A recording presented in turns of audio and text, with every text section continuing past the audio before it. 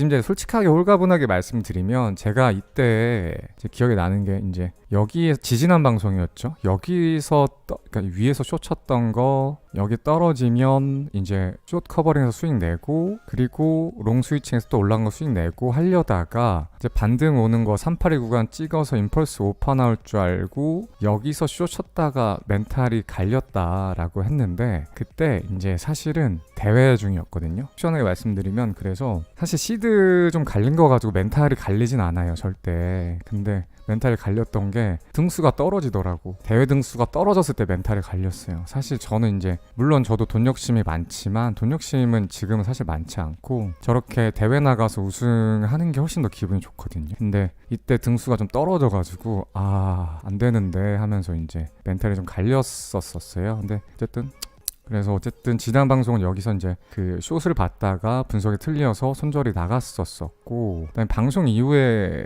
매매를 한 게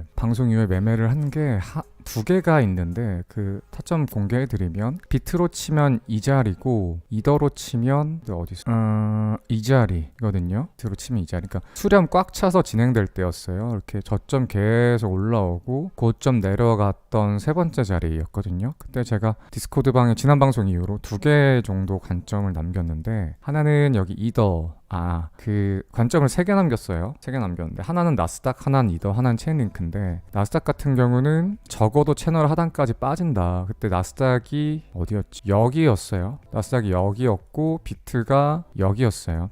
근데 나스닥을 보니까 지금 여기 ABC로 빠졌고 ABC로 올라왔고 그래서 채널링으로 여기까진 빠진다 였어요. 그래서 여기서부터 이만큼 나스닥이 시원하게 빠질 자리였고 그다음에 이더리움을 보면 여기 이더리움 차트를 제가 갖다 드렸는데 이더리움을 보면 동시에 갖다 두 개 올려드렸는데 여기 확인하시면 이브닝 스타 패턴이 있거든요. 생각보다 그렇게 자주 안 나와요. 이브닝 스타 패턴이. 그러니까 이브닝 스타 패턴이 전형적인 하락 추세 전환 패턴인데 제가 뭐 가끔씩 캔들 패턴도 말씀드리긴 하거든요. 근데 잘 안 말씀드리는데 생각보다 자주 안 나와서 이렇게 수렴이 고점이 계속 내려오고 저점이 올라와서 박스권에 갇혀서 수렴 중인데 여기서 이브닝 스타 패턴이 나왔다. 어쨌든 이 말은 위에 매도세가 셌다는 거니까 추세가 전환이 될 거라는 거죠. 그래서 이브닝 스타 패턴 보고 여기에서 이제 하방 추세 갈 거다. 그리고 그 자리가 어느 자리였다? 나스닥 이 자리였다. 채널 상단 부근이어서 적어도 여기까지는 빠질 거다라는 관점. 나스닥이 많이 빠질 거고 이더도 많이 빠질 거기 때문에 비터랑 이더리움을 숏을 보면 되겠다라는 이제 관점을 하나 남겼어. 또 하나 남겼던 게 제가 알트를 잘 분석을 안 해드리죠. 근데 이거가 너무 숏 각이 너무 예뻐서 왜냐면 사실 저가 이제 이게 대회 종료 전날 마지막 저녁이었어요. 그래서 마지막에 좀 치기를 해야겠다. 근데 굳히기를 하려면 비트가 무빙이 안 나오고 계속 수렴수렴 하니까 좀 크게 무빙 올 거를 먹어야겠다는 생각에 알트를 쫙 돌려보다가 그러니까 체인 링크거든요. 링크 USDT를 보고서 이거는 숏각이다 싶어서 이제 저도 숏에 탔고 여러분들한테도 이제 남겨드렸는데 여기까지 보면 무난하게 A 상승, 여기까지 보면 무난하게 B 상승, 그 다음에 C 웨이브가 이렇게 올라오고 있는 걸로 딱 봐도 보이죠. A, B, C인 게 보이고 그리고 이걸 좀 더 카운팅하면 그러니까 C 웨이브를 카운팅하면 왜냐면 결국에 C 웨이브가 종료된 지점이 숏각이니까 이렇게 봤었을 때 A고 B고 다시 C인 것 같다. 그리고 다시 이 C 웨이브를 보더라도 여기가 A고 B고 C인 것 같다. 그래서 카운팅이 되게 깔끔하고 명확하게 나오더라고요. 더군다나 그래서 이렇게 카운팅을 했을 때 끝날 지점이 아닌가. 두 번째 채널을 그려봤더니 채널 상단이더라. 그러면 채널 상단에서 저항을 받으면서 내려오겠죠. 그다음에 세 번째, 이 작은 채널이 아니라 4시간봉 봤었을 때 이렇게 웨지 형태로 폭락 중인데 링크가 계속 하락 중인데 여기 또 아주 장기 추세선 저항받을 자리더라 라는 게 보였어요. 장기 추세선 저항받을 게 보이더라. 그 다음에 네 번째, 여기 이렇게 보시면 여기 파동 고점하고 여기 파동 고점하고 시간봉이나 30분 보면은 고점은 올라갔는데 RSI 고점 내려왔죠. 그래서 하락 다이버런스가 파동 간 하락 다이버런스가 있더라. 그 말은 하락 추세 전환이죠. 다섯 번째, 이걸 쪼개서 마지막 파동을 카운팅해 보면 여기에 엔딩 다이아고날이 나왔더라. 이렇게 누가 봐도 엔딩이죠. 그러면서 5분봉 보시면 하락 다이버런스가 고점끼리 두 번 더블로 있어요. 더블 하락 더블 스캔 있거든요. 이렇게. 그래서 이걸 보고 이 자리에 숏 들어가면 좋겠다라는 분석을 남겼어요. 그러고 나서는 줄곧 잘 떨어진 것 같아요. 그래서 체인링크도 숏 관점이 너무 예뻐가지고 이제 여기도 숏 관점을 했었고, 근데 지금 이제 뭐 이게 채널이 더 연장될지 안 될지는 모르겠어요. 만약에 이게 상방이면 더 연장돼서 또 이렇게 가서 또 채널 상단 또 두드리겠죠. 근데 만약에 그렇다라고 하면 또 여기 자리도 아마 자리가 나올 수도 있지 않을까 라고 생각이 들긴 들어요. 지금 같은 경우는 하락 추세선 이탈하는 듯 했으나 말아서 채널 안으로 들어왔잖아요. 이거는 뭐냐면 꼭 이렇다, 꼭 여기가 체인링크가 그렇다는 건 아니고, 보통 추세선을 깬 척하고 휩써지고 올라가면 그것도 불리시 반전 패턴이거든요. 그러니까 하락 추세를 깨고 페이크 주고 들어왔다는 건 상방으로 좀 올리겠다는 불리시한 패턴이라서 다시 채널을 깨지 않는 이상 당분간은 좀 올라올 거다라고 보는 게 좋을 것 같아요. 그리고 만약에 여기서 떨어지면 이렇게 그어서 넥라인으로 좀 볼 수 있지 않을까? 여기 레프트 숄더, 헤드, 라이트 숄더 볼 수 있지 않을까? 그래서 비트가 만약에 하방을 간다라고 하면은 이렇게 빠질 확률이 높고, 비트가 상방을 가면 이제 좀 오리무중이죠. 이게 올라갈지 다시 채널 위쪽으로 갱신을 할지 아니면 떨어질지 모르겠는데, 근데 여기가 중요한 건 장기 추세선이거든요. 굉장히 오래된 장기 추세선이에요. 진짜 오래된. 보면 이게 작년부터 생긴 장기 추세선이거든요. 그래서 조금 뚫으면 큰 반등이 있을 수도 있을 것 같기도 하고, 보통 언제 큰 손해가 많이 나냐면 너무 근거가 너무 명확하잖아요. 아까 제가 5가지 근거 정도 보고 여기서 숏에 들어갔는데 너무 명확하잖아요. 근데 이러는 것들이 오히려 깨버리고 그냥 채널 위 이것도 깨버리고 그냥 이렇게 쏘는 경우가 있거든요. 그래서 이럴 때 보통 이제 믿고 풀베팅을 들어가는데 이제 깨지면 이제 큰 상승 나오는 게 이런 상황에서 나와요. 일단은 여기 깨지기 전까지는 하방 관점 보는 게 맞긴 맞는 것 같아요. 여기 깨지기 전까지는. 그리고 제가 높아심에 말씀드리는데, 이렇게 차트 분석을 그냥 공부용으로 남기고 하면, 제 방송 좀 오래 보신 분들은 이거 매형남이 이거 체인링크 하방 분석했다라고 해서 이런 자리에서 숏 들어가는 바보 같은 분은 없어요. 이런 좋은 자리 찾아서 들어가야지. 지금 남들은 여기서 숏 들어가서 이미 이 구간에서 이쪽을 좀 해놓고 즐겁게 이미 벌 거 벌고 조금 들고 가면서 관망하고 있는데, 이런 자리에서 추격을 들어간다라고 하는 건 이렇게 올라오면 청산당하겠다는 거거든요. 그래서 방송 보고 그냥 무지성으로 제발 이렇게 포지션에 들어가면 안 돼요. 진입 타점이 진짜 중요해요, 트레이딩 할 때는. 아무튼 그래서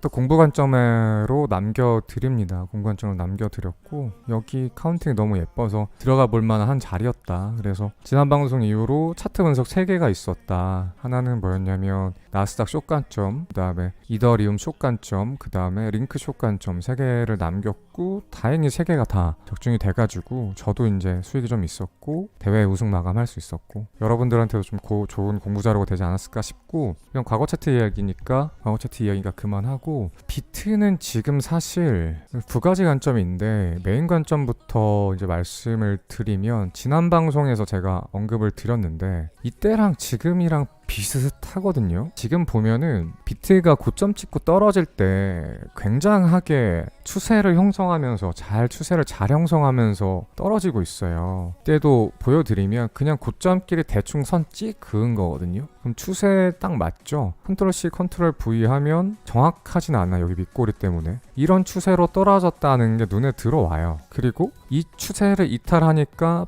반등 추세가 나왔었고, 이 반등하는 추세도 저점끼리 이렇게 연결을 해서 컨트롤 C, 컨트롤 V에서 고점에 딱 되면 또 이렇게 되거든요. 지금은 전형적인 추세장이에요. 하락 추세였다가 반등 추세였다가 다시 또 하락 추세였다가. 그래서 지금 여기 채널링을 어떻게 해야 될지 정확하게 모르겠어요. 여기는 지금 끝났는지 안 끝났는지도 모르겠고, 근데 제가 봤었을 때는 이 정도 추세를 하방 추세로 그으면 맞거든요. 대략 맞아요. 그렇게 봤었을 때 이렇게 그으면 상방 추세가 채널링이 됩니다. 그래서 지금 장세가 이렇게 채널링, 이렇게 채널링, 이렇게 채널링 되는 게 아닌가, 그렇게 봤었을 때 여기서 저점이 잡히면서, 그리고 여기에선 여기죠. 여기가 저점이 잡히면서 반등이 시원하게는 안 나오고 살짝 나오고 이렇게 비비다가 빵 깨고 올라갔다 떨어지고 올라갔다 떨어지고 했죠. 근데 여기도 저점이 잡히면서 반등이 시원하게 안 나오고 비비다가 올라갔다 떨어졌다 올라갔다 떨어졌다, 지금 이거를 했거든요. 그래서 여기랑 어느 정도 유사성은 있어 보이고, 다만 여기에서는 완벽하게 수렴을 했어요. 고점이 낮아지고 저점이 올라가다가 위로 올라갔다 떨어졌고, 근데 지금 같은 경우는 실험 과정이 이 과정에서 있긴 했는데 좀 떨어졌죠. 그래서 똑같지는 않다. 근데 올라갔다 내렸다 올라갔다 내려갔다는 똑같은데 여기는 위에서는 수렴을 했었고 여기는 수렴이 하방으로 이탈을 했다. 근데 어쨌든 뭘 보고자 함이냐면 채널링을 명확하게 하면 지금 추세를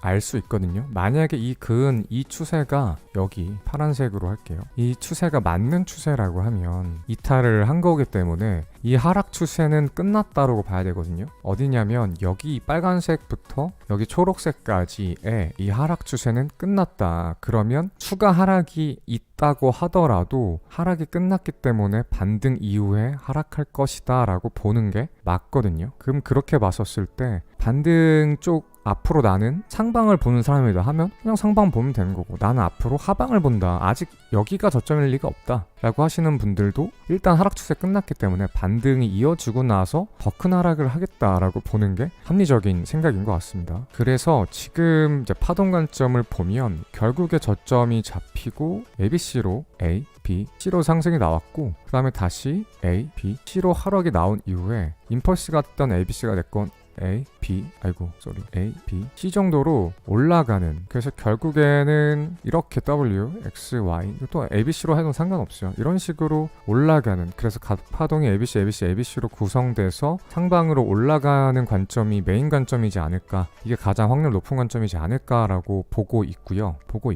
플러스 그러면 어디까지 갈까가 중요하죠. 일단 근데 요즘 피보가 여기에서도 많이 못 올랐어요. 그러니까 여기 때 여기부터 찍어보면 382 구간 간 넘기고 떨어졌거든요. 0.5 구간까지는 가질 거라고 생각을 했는데 382만 넘기고 떨어져서 여기 반등이 얼마치 나올지 모르겠는데, 그래도 저점이 더 내려왔으니까 힘이 있다라고 하면 상대적으로 싼 가격이니까 매수세가 붙는다고 하면 그래도 0.5 구간까지는 가지 않을까. 그리고 여기 라인이 중요한 라인인 것 같아요. 여기가 결과적으로 0.5가 여기거든요. 왜 여기가 중요하냐면 결국에는 이제 여기가 전에, 그러니까 가장 피보나치 0.5 구간이기도 한데 제 눈에는 여기서부터 저항이 달렸고 저항이 달리다가 이 가격 라인에서 올라갔거든요. 뚫어질 때 주춤 여기서 지지받다가 결국에 뚫리니까 축락이 나왔어요. 그래서 여기를 변곡점 가격 라인으로 볼 수 있지 않을까. 지지를 받으면 상승을 하고 뚫리면 폭락이 나오는 중요한 가격대라는 거죠. 근데 여기서 뚫렸기 때문에 다음에 올라갈 때는 저항 관점으로 보셔야 되는 건 당연한 거죠. 그래서 여기를 저항 관점으로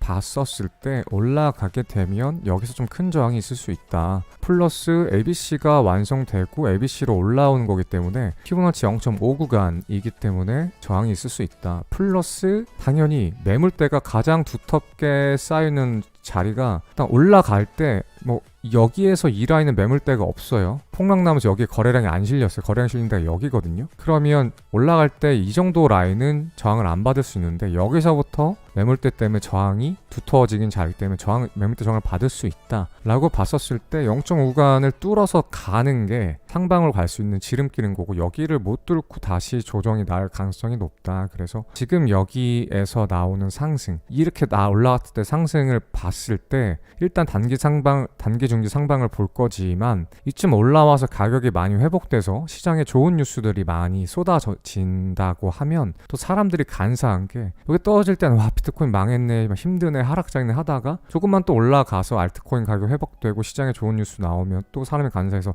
야 25,000이 전저점이지 않았나? 이제 앞으로 상승장 아닌가? 라는 그런 생각에 쉽게 빠지게 될 수도 있는데, 근데 여기가 중요한 라인이니까 최소한 여기까지는 넘기는지 봐야 되고, 제가 봤을 땐 못 넘긴다의 한 표입니다. 그래서 결과적으로 이렇게 떨어졌고 다시 이렇게 해서 하방을 다시 한번 두드릴 수 있지 않을까라고 생각을 합니다.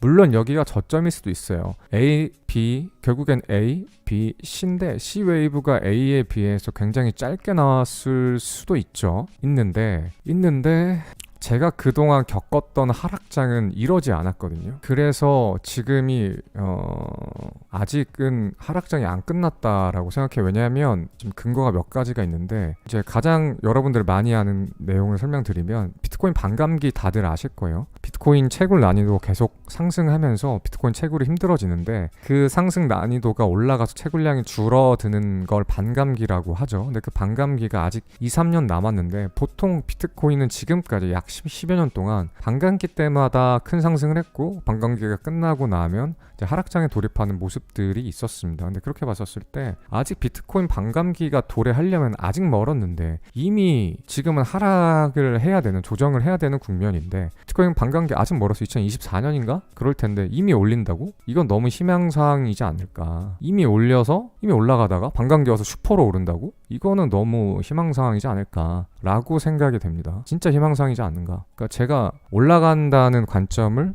무조건 비판해서 이거 숏이야 라고 선동을 하는 게 아니라, 올라간다고 보기 합리적으로 힘들다라는 거죠. 왜냐면 반감기 아직 너무 많이 남았어요. 그리고 또 이제 한 가지는 또 제가 자주 말씀드렸던 거지만, 지금이 경기가 축하는 국면이거든요. 왜냐면 다들 아시겠지만 지금 인플레이션이 너무 심해가지고 기준금리를 인상하고 있고, 그다음에 유동성을 걷어들이고 있어요. 양적 긴축을 제대로 하는 게 역사상 몇십 년 만에 처음이라고 볼 수 있기 때문에, 시장의 유동성들이 걷어들어지게 되면 될수록 코인에 당연히 돈이 덜 들어오고, 코인에 돈이 안 들어온다는 건 매수세가 안 붙어서 올라가기 힘들다는 거죠. 물론 코인만 그런 게 아니라 주식시장도 그렇고 여러 투자시장 다 비슷한 거일 거예요. 그래서 매크로가 안 좋기 때문에 지금 비트코인이 고점을 깨고 저점이 나와서 올라갈 거라고 분석을 하는 거는, 제가 경제 전문가는 아닙니다만 일반적으로 합리적으로 생각했을 때 불합리하다, 올라갈 거 생각하는 건. 그다음에 이제 세 번째는 차트인데, 항상 여러분들 아시죠? 산이 높으면 골짜기도 깊다라는 말이 있고, 그런 말들이 있죠. 그래서 비트코인 지금 이제 2009년 1월 달이었죠. 제네시스 블록 돌아간 게. 그래서 이제 실제로 거래된 거 한 10년, 11년부터 거래가 됐는데, 항상 비트코인은 비트코인만 그런 게 아니라 모든 게 다 똑같은데, 많이 오르면 많이 조정이 와요. 그럴 수밖에 없어. 산이 높으면 골짜기가 깊습니다. 그럴 수밖에 없다. 그 다음에 오랫동안 올라가면 오랫동안 조정이 복합적으로 올 수밖에 없어요. 급등한 건 급락이 있지만, 급등했던 건 급락하고 다시 올라갈 수도 있지만, 그래서 기간 조정이 짧은 게 오히려 폭락의 징조가 아니라고. 그래서 하여튼 이 얘기가 너무 샌다. 아무튼 이것까지 얘기하면은 너무 길어지니까, 어쨌든 일반적으로 상승 기간이 길면 길수록 조정 기간도 길어지고요. 높이 올라가면 올라갈수록 많이 하락하는 게 일반적입니다. 근데 그렇게 봤었을 때 비트코인이 지금까지 2010년도부터 거래되면서 약 10년 동안 올랐어요. 10년 동안 올랐습니다. 이때 2017년도 처음에 이제 비트코인 폭등이 오면서 2만 달러까지 가면서 많은 사람들이 비트코인을 알게 되어서 투자를 처음 시작했을 때가 이때인데, 2만 달러까지 올랐었을 때 이만큼 빠졌거든요. 근데 이게 얼마냐? 6천까지 3천 달러까지 빠졌으니까 대략 6분의 1 토막에서 한 5분의 1 토막 났어. 대략 20% 미만으로 떨어졌다는 거. 근데 비트코인 지금 보면 6만 8천, 그러니까 7만 잡고 20% 하면 14,000이죠. 30% 하면 2만 1,000입니다. 그러면 대략 14,000에서 2만 1,000 이 레인지거든요. 이 비율대로 떨어지려고 하면 더 많이 떨어져. 그러니까 이 비율을 꼭 지킨다는 건 아니지만, 산이 높으면 골짜기가 그래서 이만큼 떨어진 것만큼 더 폭락도 아니고 2%만큼 떨어지려고 하면 더 많이 떨어져야 되고. 근데 저는 왜 조정이 복합적으로 더 올 거라고 생각하냐면, 기간 때문에 그래요. 비트코인이 지금까지 11년, 12년을 올랐거든요. 근데 이 고점이 언제였냐면 고작 작년 11월인가? 11월이구나. 작년 고작 11월이고 지금 6개월 지났어요. 6개월 지났거든요. 근데 지금까지 상승 기간이 얼마였냐면, 10년 상승했다 치면 1년에 120개월, 1년에 12개월이죠. 그다음 10년이면 120개월이죠. 그럼 120개월 오르고 6개월 조정받았거든요. 지금 120개월 오르고 6개월밖에 조정을 안 받았어요. 상승 기간에 비해 조정 기간이 너무 짧은 것 같아요. 상승 기간에 비해서 조정 기간이 너무 짧아요. 그러니까 상승 기간에 비해서 조정 기간이 얼마 되어야 된다라는 그런 법칙이나 가이던스 룰은 없어요. 엘리어트가 죽기 전에도 이야기했죠. 이 시간의 조정에 대한 비밀을 누군가 풀어줬으면 좋겠다. 자기는 밝혀내지 못했다. 그렇죠? 상승 파동의 기간이 예를 들어서 10개월이면 하락 파동에 대한 적정 조정 기간은 얼마일까? 아닐까. 이런 거에 대한 다 정답을 알지 못한다. 자기는 구하지 못했다라고 엘리어트도 말했고 저희들도 몰라요. 근데 일반적이라는 게 있잖아요. 그러니까 통계를 내보면 산이 높으면 골재가 깊고 오랫동안 상승하면 오랫동안 경기가 하락하는 국면이 비트코인도 그렇고 주식시장도 그렇고 경제도 그렇고 다 그렇고 그렇게 봤었을 때 너무 오래 상승했는데 너무 짧게 조정을 마치는 게 아닌가라는 생각이 들어서 좀 더 복합적으로 떨어져야 이것도 짧아 사실 떨어져야 조정다운 조정이 끝나지 않을까라고 생각을 해요. 어쨌든 이제 좀 이야기가 길어졌고 돌아와서 지금도 보면 요즘 채널을 보는 게 진짜 쏠쏠하거든요. 단기도 그렇고 단기도 그렇고 왜 그런지는 아까 제가 채널링 계속했죠. 채널링 그다음에 여기도 불플래그로 폭락 이후 불플래그 나와서 채널 깨져서 채널링해서 올라갔다 떨어졌고 여기도 올라갔다 채널이었죠. 상단 올라갔고 그다음에 여기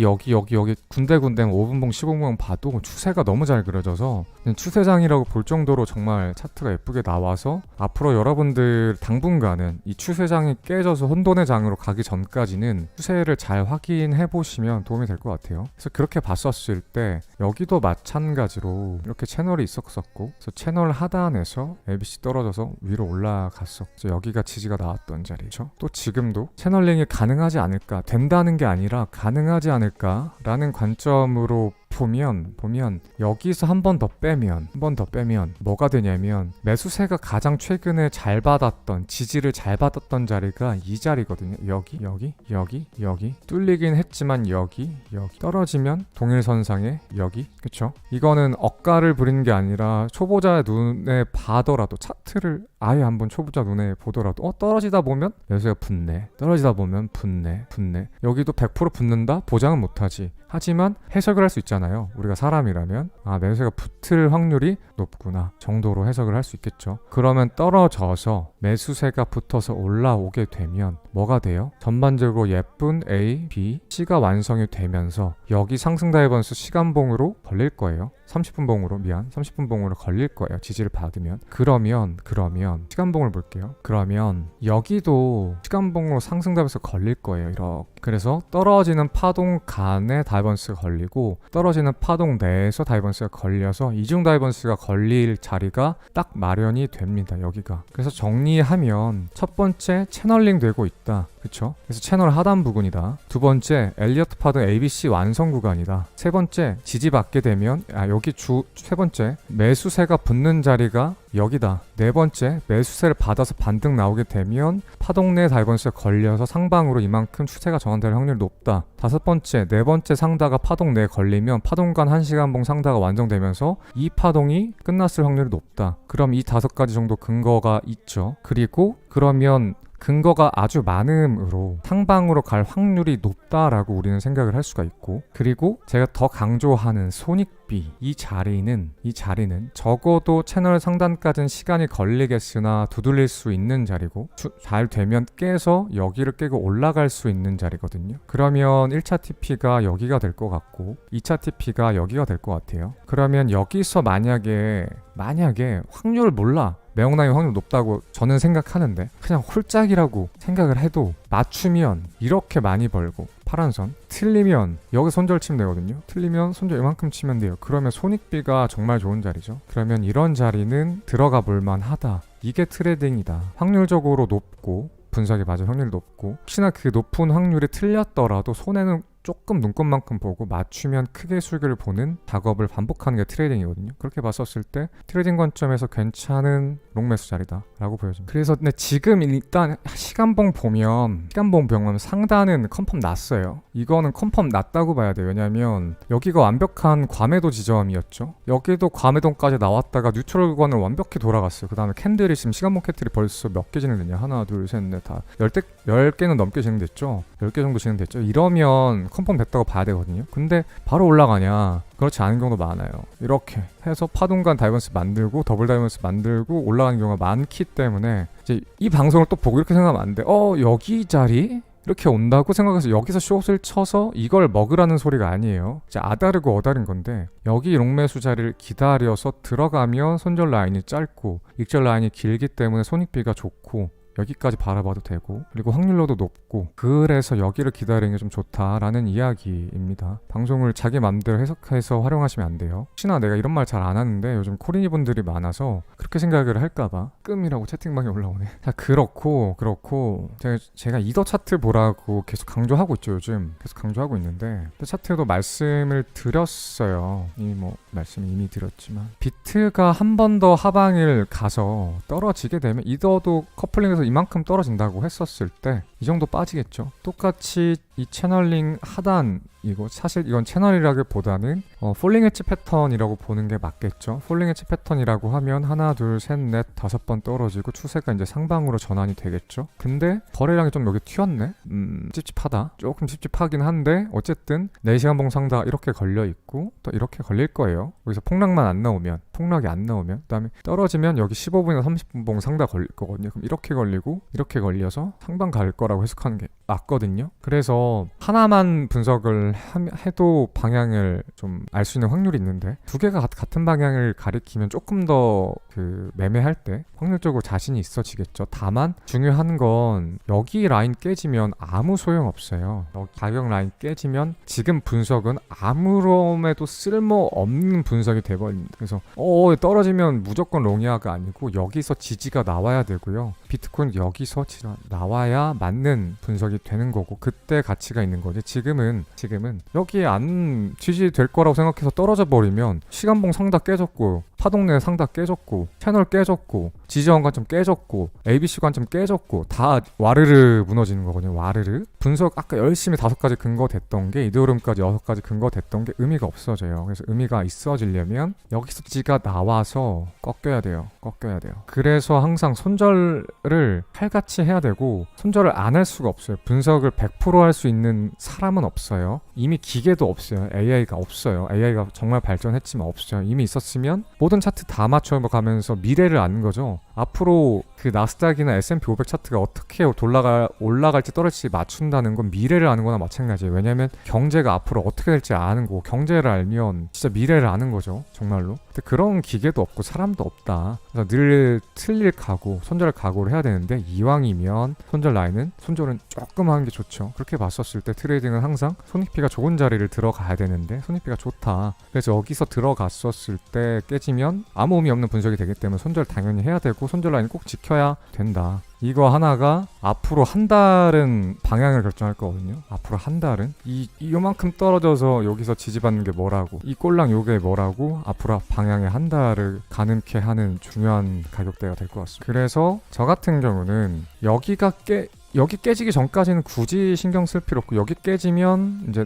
내려올 거기 때문에 여기서 매수를 받아야겠죠? 그럼 저 같은 경우는 내가 24시간 차트를 보고 있으면 좋겠으나 차트를 보지 못하니까 여기 이쯤에다 그냥 가격 알람 걸어두고 떨어지면 여기 깨지겠구나 이제 차트를 봐야겠구나 그래서 이제 자리에 앉아서 대기하다가 떨어지면 이제 차트를 보겠죠. 이게 메인 시나리오입니다. 근거는 충분히 설명드렸고 진입탑점이랑 손익비 좋은 시나리오라는 거 설명드렸습니다. 그 다음에 만약에 이게 틀리면 손절 라인 꼭 지키셔야 됩니다. 지키셔야 되고 매매는 제가 늘 2가지 방식이 있다라고 했죠. 떨어지는 걸 그냥 그대로 받아 버려서 손절 라인을 걸고 들어가는 방식의 트레이딩이 있고 주로 제가 하는 방식이고 두 번째는 이제 확인하고 들어가는 거예요. 여기 떨어져 지지 받을지 안 받을지 모르잖아. 근데 어떻게 리스키하게 들어가라고 생각하는 사람이 있죠. 이런 사람들은 안전 매매를 추구하는 성향인데 이런 분 같은 경우는 굳이 여기 떨어지는 거 매수할 필요 없어요. 반등 나오는 거 확인하고 돌아갔을 때 매수해도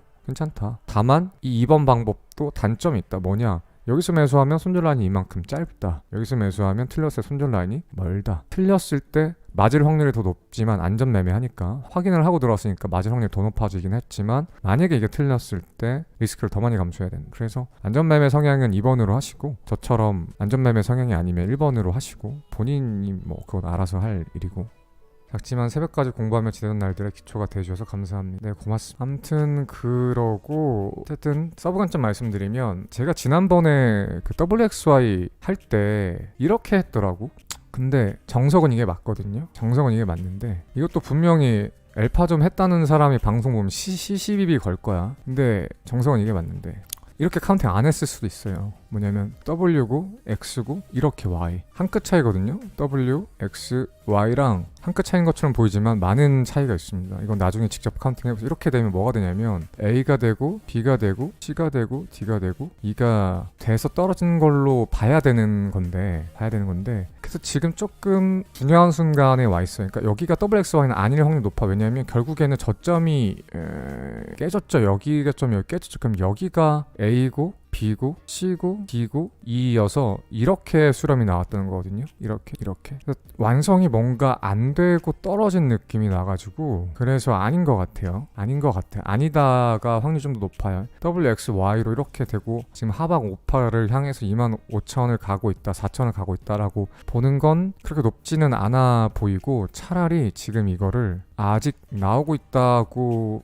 봐도 안 될 것 같긴 하다. 근데 이러면 진짜 길게 가야 되긴 하거든요. 이렇게 한 번 더 떨어진다라고 하면 이렇게 봐야 돼요. 그러면 지지받고 A, B, C 나왔으니까 A, B, C 나올 거고 A, B, C 나올 거고서 A, B, C, D 여기까지 나오고 E 나오고 폭락이거든요. 이게 서브 관점이잖아요. 서브 관점인데 어쨌든 여기 지지받으면 서브 관점도 여기까지는 간다, 채널 상단까지 간다가 돼요. 그래서 메인 관점은 여기를 두드리고 상승으로 가는 관점이고 서브 관점은 여기를 두드리고 빠지는 관점이잖아요. 그렇게 봤었을 때 똑같이 아까 이 채널 하단 여기만 지지가 받으면 채널 상단까지는 가는 거기 때문에 반익 자리가 여기가 맞아요. 반익 자리가 메인 관점도 이렇게 갔다 올라가는 거고 서브 관점 올라갔다가 떨어지는 거니까 여기서 매수했었을 때 지지 받으면 매수했었을 때 반익절 자리 가져가는 게 맞는 관점이 되는 거죠. 그래서 서브 관점이 사실 높지는 않으니까 당연히 서브 관점인데 혹시나 WXY가 이렇게 길게 나와서 오파를 간 것 같지 않지만 왜냐면 채널을 지키면서 요새 그 비트코인이 움직여주고 있고 채널 벗어났기 때문에 이게 하방 추세를 일단 벗어났다고 보는 게 맞기 때문에 상방을 보는 게 맞는데 그렇다 한들 오파 하락을 한다고 하더라도 하방 관점을 봐도 반등이 보이기 때문에 여기가 중요하다라는 게 오늘의 결론입니다. 틀려도 근데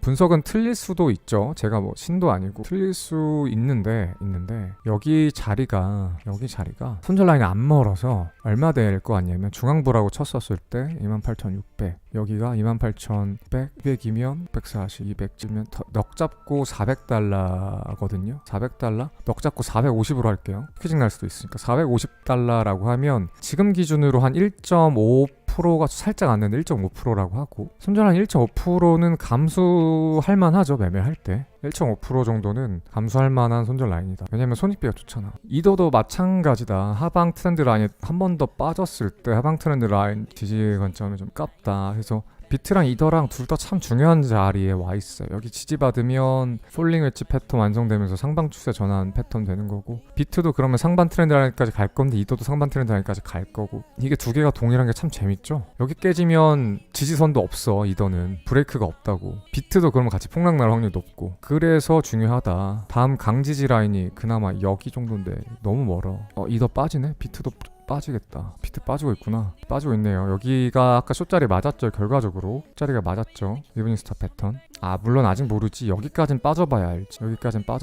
이만큼 박 가지고는 아직 설레발이긴 하네요. 아무튼 그래서 비트도 그렇고 이더도 그렇고 여기가 지지 라인이 중요한 자리니까 여기가 두 개 다 보시면서 지지가 나오는지 확인을 하시면 도움이 많이 될 것 같아요.